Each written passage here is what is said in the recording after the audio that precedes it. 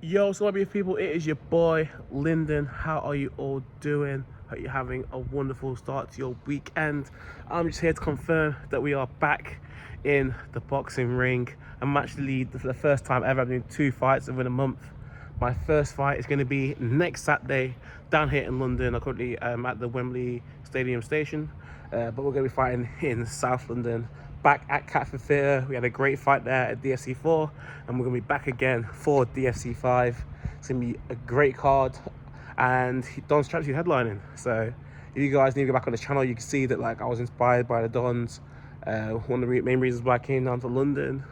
So to literally to know them all now and to get on with them, and then literally Don's Strategy be headlining on the same card that I'm fighting on, that is so big, honestly. So I'm so super excited for that.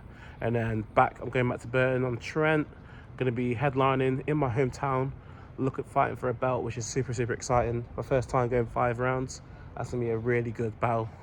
Against the first time fighting someone's going to be taller than me, someone's bigger than me, and I'm a pretty big person. So when I say my opponent's bigger than me, you best believe that, yeah, it's going to be an absolute slugfest. So I will give you kind of a bit more detail on the 2 opponents. So the first opponent, I've seen one of his fights, and he's got quick hands. He's probably going to be quite a bit lighter than me. He's still a big guy, still probably has about similar height, but I don't think he's going to be as big as me. But at the same time, this guy, he's tough. I've seen him take punches. He's got very fast hands. He's got a naughty uppercut where I'm like, I think you can avoid it, but if you get caught by it, then it's problems. So that's something where I just need to be on my A game. I need to move around the ring. And yeah, I think that's an exciting fight. Let's see what happens. That's kind of the fight where it's whether I win or I lose, just getting in there, getting more experience in the ring, being in front of the DFC crowd, I think that's the win within itself. But then it comes to this fight back at home. I'm headlining for the family, in front of friends. That's the one where I'm that's the one the pressure's on. That's the one where I feel like I have to win. I have to take that belt, because I know in Burton right now, there's quite a few people in the heavyweight category who they want me to win because they want to take the belt off me. Let's be real. There's a lot of people, they don't want to fight Rich, man. They want to fight me. So because I think they'll see me as the much easier opponent, which is because I get it, because I've not been boxing as long, and I'm kind of new to this. But at the same time, yo, I've been here. I've been in the tough fights. I've had tough fights in London. Had a tough fight against Dan. I wasn't even at my best. I'm just talking about with the win. So you know what? And I'm just getting better. So October 12th, I'm super excited, and yeah, I can't really see the kind of crowd that we can pull in for that main event. I think between me and Rich, we've got a lot of connections. A lot of people can show out for us. A lot of good fighters on the card beforehand. I hope they stick around to watch the main event. And yeah, that's gonna be a sick night. That up at Gresley Old Hall. So that's the 2 fights sort of announced. I haven't really put out anything formal, but that's kind of how I'm feeling. In terms of how campus has been going, I say it's been going okay. I have noticed some differences, mainly because one, over the summer, obviously I got finished my accommodation down in Wembley, down that way. So I had a whole period when I had to come back to Burton. I was traveling in and out to come here to work, and then I eventually got a place about a month later. So that's kind of obviously disturbed me. And also, one thing I realised is the past 2 years, obviously I've been playing Sunday League football down here. My team that I've been playing for the last 2 years didn't enter a team this year. So usually, obviously at this point, obviously I've always fought kind of around September, October time anyway in the past 2 years. But I would have been doing pre-season, whereas I didn't have a pre-season this year. So I think that slightly affected things, because I've not naturally been playing game after game, whereas most of the other fights I've been playing 90 minutes the week before. I've been really into it. So that's something that I've kind of had to get adjusted to. Doing a lot of walking, but I'm yeah, it's not been the best conditions for camp. That's something I want to deal with. I think actually the first fight where I still want to win, but it's more about the experience in the rounds. So we're just gonna see how I do there in terms of the conditioning and stuff. And then the main fight where I still have 3 weeks to tune up from that last fight. And then yeah, that's when the big fight. I want to make sure everything is on point and we're ready to go to beat Rich Davis, who is a big guy. He's a lovely guy, but yo, it's ruthless, because there's a belt on the line and it's time to be the champ. And yeah, to be champ of a local promotion would mean a lot to me. have a belt I can put around my chest and be like, yeah, I got this. So I literally started, my first charity fight was just over 3 years ago now. So to go from that to literally boxing on this unlicensed scene and getting a belt, that would be massive, and I think that does wonders. I think especially you guys in the DFC fights, there's been some near misses, there's been some really close fights where I felt like could have gone either way. So to go into a big fight of that 5 rounds and prove over 5 rounds that I deserve to beat someone, I think, yeah, that dopamine rush will be crazy, and yeah, I believe I deserve it. So we're gonna give it all towards that, man. And I'm feeling very healthy, even being back in London. Originally, obviously, I was just working a lot. Didn't really having as much time to train as I would have liked. But I've kind of, as I spoke to Hannah in the previous video, what I did is I kind of reduced the shifts for now. So I was doing like 5-6 shifts a week. I realized I could probably live in a bit less, and now I'm kind of doing 2 to 3 shifts a week. I can pay the rent and live a bit, but like I'll have to cut down expenses a bit, but at the same time, it allows me more time to do other projects. And there is other projects in the pipeline now. I am working with someone on something very big actually. So that's exciting. And yeah, things are just popping up. Now I'll have more time. I'll be able to go back in towards the running clubs I was going into. I can look to play football maybe once a week, maybe twice a week again. And yeah, now I can really look to build towards kind of boxing, because it's one of the things, as much as it's like, oh, it's good to have money now, and like you can go out, you can work a job, you can take between like, I say like, I don't know, you can take like between 100 and 150 pounds a day, which sounds good, and it's like, yeah, it's like a good living. But at the same time, it's like the type of success and type of life that I want to live isn't made from grinding out a job.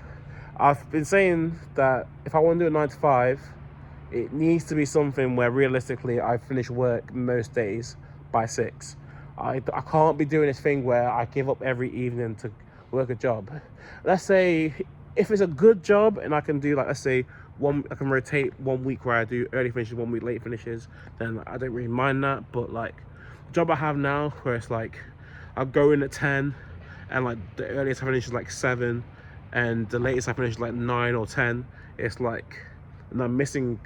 Basically, when I was working a lot, I was missing event after event after event. So it was good because obviously I needed to raise money to get my rent into my new place. So that was kind of, it served its purpose in that way. But then all the socials and all the training I was missing, like that really hurt me. And I wasn't enjoying London. So when I kind of reduced my shifts down and then be able to now focus on training, going back into my London social life, already even the week that I've kind of done this, I've only been done this really for like 4 days. So I worked Monday, Tuesday, and I've had from like Wednesday, and I got Saturday off as well. So that's kind of like those 4 days. I think I felt the difference already of having a couple of days off, being able to go back to my London social life that I kind of lost. And yeah, and I'm gonna hopefully even able to find that new job that allows me to have all my weekend evenings free, or finding something where I can kind of strike the balance between working hard and keeping the bills paid. And yeah, but obviously right now it's boxing season until October 12th. It's all about throwing the hard punches. It's all about doing the hard rounds and yeah, getting through it. And then after October 12th, what's life looking like? I think for me, the main thing I've kind of realized is that, yeah, as much as I've enjoyed the journey and being able to kind of learn things on my own, going into fights and kind of deciding my own game plan and deciding my own training, when do I train, how hard do I train, I've kind of been all in my control. I've not had a coach, barring DFC3 when Louis came on. Louis decided to help us out massively and was training me on a Sunday.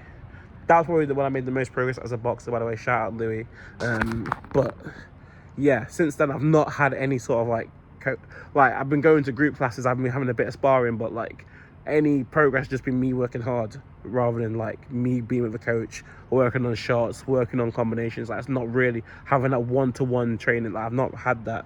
So I think going forward after October 12th, it'll be, I want to have someone regularly that I know will be in my corner, someone that'll be able to do a bit of one-on-one coaching, which I don't mind paying for. I don't mind paying for. I don't mind working with someone that's new to boxing, someone who's new to coaching. I don't mind giving someone a chance. Like, I'm not perfect. I'm not going to be like Anthony Joshua. I want to work hard. I want to win some fights. But so I don't mind having someone who wants to learn the coach, but I just need someone who's going to be dedicated to it. Obviously, I'm going to probably spend more time in London, so it probably makes more sense for them to be based in London. But I know that, yeah, if I need to come back to Burton, people would do it in Burton. But I probably need someone here for now. But yeah, this whole independent fighter thing, I think after October 12th, it's got to go, man. So I think to kind of improve and go to the next level, I need to be in a gym regularly, having a coach regularly, and fighting. And then, yeah. Because once you get better, and obviously then there's more confidence, even more confidence than I have now, and you're winning fights and you can pick up belts, and then that's when sponsors want to get on board, and that's when the boxing can really build alongside other ventures I'm looking at in my life currently. So yeah, that's kind of my future. Outside of this, maybe I'm looking at maybe taking a break, I can't lie to you, after October 12th. When I do pick up the belt in Burton, maybe look at defending it at the next show. But yeah, it depends what life's looking like after that. But I'm thinking the way I'm thinking now, maybe going towards like obviously I've said kind of weight loss journey before, but like really want to look into that, because I'm kind of on a journey now where like I'm not just looking at it like, oh, like losing weight. I'm looking at it as like, this actually proves like self-love to yourself. Like, this is something that's completely, it's slightly on topic, slightly off topic, but it's like I've kind of looked at things. I was actually even in the gym, and like I weighed myself, and like I went to like the gym where I've not been to like the gym maybe for like maybe 12-18 months. So I looked at the thing, I had like the digital scale, and I was like, I haven't weighed myself since like February 2023 or something. I looked at the way I scales, and I was like, not much has actually changed in that time period. And it's like, but I know in that time period I've had periods where I've been really fit. I've had periods where I've ran like the best 5 games in my life, and I've had periods where I've been a bit gluttonous. So for that to kind of balance out and me not to have like lost or gained anything, that was a bit like but that kind of hit me, and it's like, yo, and it's like the biggest sort of self-love and the sort of confidence you can get to yourself is like, yo, treating yourself right. So I think for me, not saying like a year thing, I mean generally like the second half of this year, to really focus in on that. Obviously we've still got like 4 months left, October, November, December, no. Yeah, sorry, we've got 3 months left for the last quarter. I didn't even realise. My bad people. But yeah, that'd be something that I really want to look into towards the last quarter, and now switch into the first quarter of 2024, because a lot of people say this kind of, I'll go away in the winter, improve and come back, but I think, yeah, that could be strong for me. So if we're really locked in and I'm really onto it and we lose a lot of weight, maybe I'll come back into fight December to January.